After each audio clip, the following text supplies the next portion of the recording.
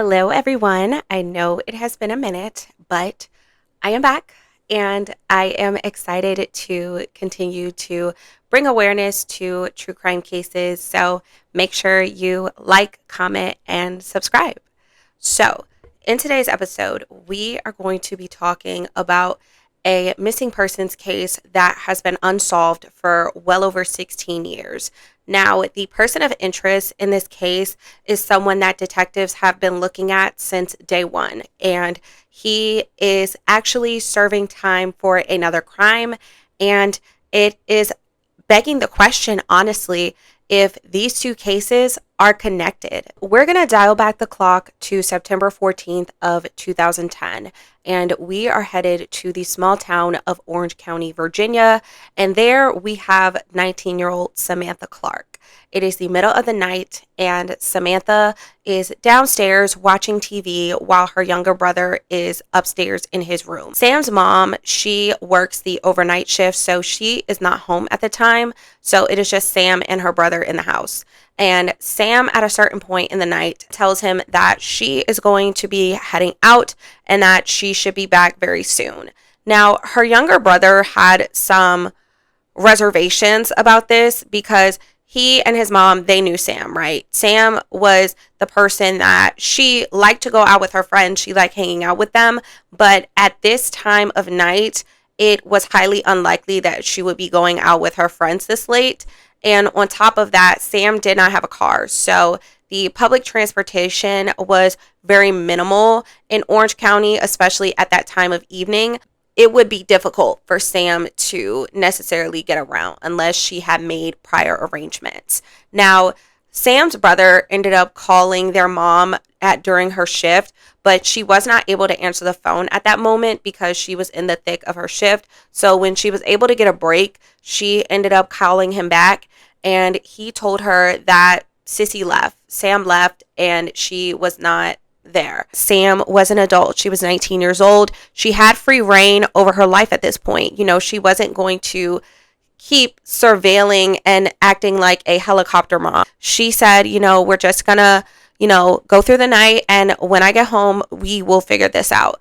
And so she ends up getting home a little after 7:30 the next morning, and she goes about her daily routine. She gets her son ready for school. She takes him to school. When she gets back, she notices that Sam still isn't back. So she checks in her room and notices that her pajamas are laid out neatly on her bed, but she didn't really have any reservations still. So she took a nap, and then when she woke up, she was going to see if Sam was still back. However, when she woke up, Sam was still not there. And at that point, Samantha's mom immediately became concerned. She got up and she went to the Orange County Police Department. Now, I know if you are an avid true crime listener or consumer, you probably know exactly what I am about to say. They told her that she had to wait 48 hours until she could report her daughter missing.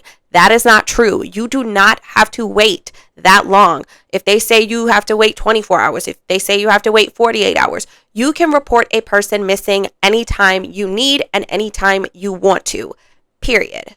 Now, honestly, this is very frustrating because the first 48 hours are very critical when a person goes missing, right? So while the police were over there playing telephone, trying to figure out the timelines, Samantha's mom was trying to get the groundwork running on what happened. So she and Samantha's aunt end up getting in the car, and they start looking around for Sam. They start getting in contact with her friends to see if they had seen or heard from her, and they confirmed that they had not seen or heard from her in the last few days. Now, according to reports, they say that on Friday, September 10th, so this is just a few days before Sam went missing, she was last seen at a restaurant along Route 29. And while she was there, she ended up sparking up a conversation with two men. It seemed like everything was going well with the conversations, the vibes were going, and a little closer to closing time, Sam ended up sparking up a conversation with another man who was hanging out in that same circle,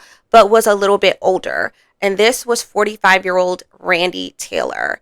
Now, Randy Taylor is a name that we are going to be bringing up a lot in this episode, so remember it, okay? Get it, got it, good. Now, at a certain point, detectives were able to snag Sam's phone records, and through those, they were able to see that there was one number that kept popping up, and this number called her about 6 times the night she went missing. And they were able to confirm that that number belonged to none other than Randy Taylor. So obviously at this point, they want to talk to Randy. They want to figure out, why is your number in her phone this many times? Why are you calling her this excessive amount, especially if you just met her like 3 days ago? What is going on here? Now, Randy says that he did call her, and he wasn't able to get in contact with her right away, but he tried her another time and they did speak on the phone. However, he said that he was not in Orange County that night. He said that he was with his younger son and that he was 30 minutes away from Orange County altogether. That was his story, and he was sticking to it. Now, police want to talk to him about the night that he met Sam at the bar on Friday, right? So he says that he and Sam did end up having a conversation. However, he was trying to warn her about one of the men that she had been speaking to. He said that, hey, this dude, I need to give you a heads up. This dude has a criminal record and he has a batshit crazy, jealous girlfriend. And I know Sam was probably like, okay, but okay. Months go by, and Randy is now in Greene County, and he ends up getting pulled over during a traffic stop. And at a certain point during the traffic stop, his firearm that was in his possession was pulled. Now, of course, this is not good for him because Randy is a convicted felon and he shouldn't have a gun. So he is arrested, and to tell you this dude was pissed, this dude was mad as hell. And to make matters even worse, come to find out that there was actually a GPS tracking device underneath Randy's truck. So Randy, when he got to court, oh, he was pissed off. This dude was livid. And he said that the police department had no right to put this GPS tracking device under his car. And it was just unlawful surveillance and yada, yada, yada. But a judge agreed. A judge said that, hey, Orange County Police had no authority to put that GPS tracking device underneath Randy's car. And so at that point, that case was dismissed. Years and years go by. So now fast forward, we are in 2013. And there is a active missing persons investigation that is dominating the headlines. And that is the disappearance of 17-year-old Alexis Murphy. Now, to give you a little bit of background on Alexis, she was going to get her hair done. This was in August of 2013. And she ends up at a gas station. And at that gas station, you can see her on the surveillance footage. And she is at one point in the company of an older man.